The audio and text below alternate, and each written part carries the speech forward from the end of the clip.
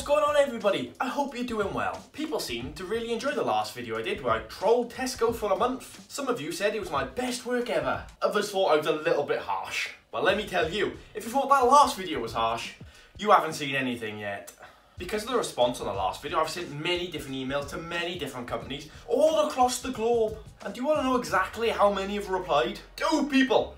2! Trying to make a video here, boys, like, come on. I was actually thinking about making a video about the emails I've sent but haven't received a response from, so if you'd be interested in that, let me know in the comment section. And if you haven't seen the previous video, I highly recommend you go watch that before watching this one. I'll leave a link in the description, there'll be a card annotation by here. But if you can't be asked to sit through 19 minutes of my best work ever, I'll summarise it in about 10 to 20 seconds for you. Tesco self-scanners are shite. I emailed them complaining, told them to build a store in Tunisia. They fixed the scanners, told me they weren't interested in the Tunisian market. I told them their hand dryers in the toilets were a bit wank, and recommended the Dyson Airblade range, which they thought was too expensive. So I told them I'd get in touch with Dyson and see what I could sort out for them. And that's exactly what I did. And if there's anybody in this world that would be able to sort something out for this multi-billion-dollar company, it would be Mr. James Dyson, the CEO of Dyson. So I sent him an email. What's happening, James? How's things, pal? Gotta be friendly, kick things off. Just thought I'd drop you a quick message. Recently, I've been in contact with Tesco. I was complaining about their god-awful self-scanning machines. But during our messages,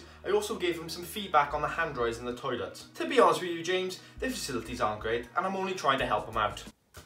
I'm a good man at heart, honestly. I've told them that the Dyson Airblade range are probably the best on the market. And while the gent I spoke to didn't confirm his agreement, he did say that refitting hand dryers in over 4,000 stores would be very costly. So I thought I'd drop you a message, see if you could sort something out for them. I'm not here to talk finances. I'll leave that to someone more qualified. I dealt with 2 peeps in the chief executive's office, Liza and David. Both a cracking pair. I'm sure you'd get on that like a house on fire. I'll be honest with you though, James. The first message I sent to Tesco was directed to Dave Lewis, the CEO. Unfortunately, he didn't think my complaint was worthy enough to respond himself. Hence why he palmed me off onto Liza and David. I'm sure this won't be the case with yourself. I look forward to the response. Thanks in advance. Jamie.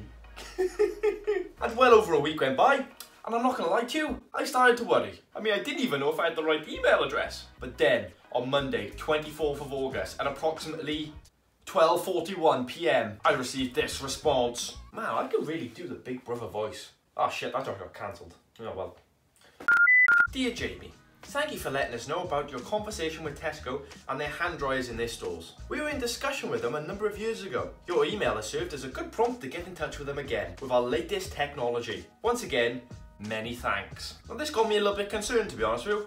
Latest technology? There was no talk about finances? Where's my 10% finder's fee? To say I was disappointed is an understatement. It wasn't even from James Dyson. So I jumped straight back into the emails. Hello boy, how's it going, lad? Thank you for getting back to me. I was starting to worry. A little bit gutted Mr. Dyson didn't choose to write back personally, but I guess CEOs are too busy.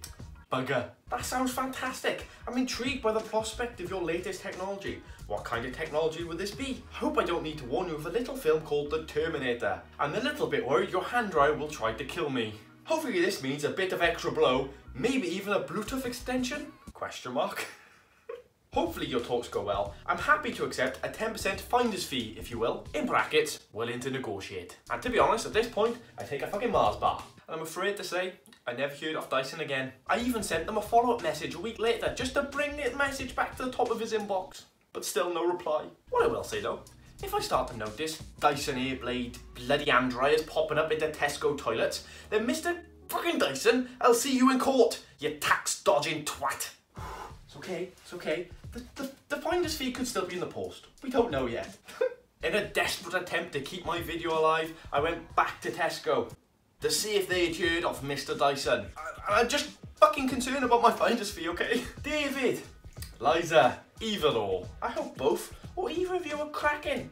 Since our previous discussion, I'm happy to report I've experienced no problems in any Tesco store. You're both my heroes. I'm writing you today about the discussion I had with David about the hand dryers in the gents. He mentioned that changing facilities in 4,000 stores would be very costly. So as a favour, I decided to contact Dyson myself. I emailed James, but apparently he's too busy to reply to the little people. Bloody bosses, am I right? A gentleman by the name of replied and mentioned he was going to get in contact with you. I messaged him back with a lovely email over a week ago and I'm yet to receive a response. Customer service isn't as great as yours, what can I say? I think the 10% fighters fee scared him off. I was just wondering if you'd heard of him at all. I did mention you both by name, hope you don't mind. I also left you a lovely review after you were so kind with my previous inquiries. Hopefully Dave gave you a cracking bonus. Cheers both, looking forward to your response. Your favourite customer, Jamie. Yes, still willing to negotiate the finder's fee. Like seriously, that's a ton of fucking cash, that's all I'm saying. And I can only assume that they'd seen my previous video, because once again I was ignored by the corporate elite of this world. To say the least, I was bloody devastated. My totally original video idea, which I definitely didn't steal from Rod Gilbert's award-winning show, The Man with a Flaming Battenberg Tattoo, was in tatters. At this point, I'd written to many companies. I'd written to Greggs, I'd written to Halls. I even started replying to spam emails in a desperate attempt to keep this video alive. All hope seemed lost. That is until Tesco tweeted this. Super excited to announce our new partnership with Jamie Oliver. My job description is fantastically simple and brilliant. It is to come up with delicious, healthier, affordable recipes for you guys. Fucking salad shagger! It's fair to say, this made me bloody fuming. Jamie fucking Oliver, national enemy. He ruined my school dinners. I felt I needed to do something about this, but what could I do? It appeared Tesco had blacklisted me. Bastards. There's only one thing I could do. Create a fake email and go undercover.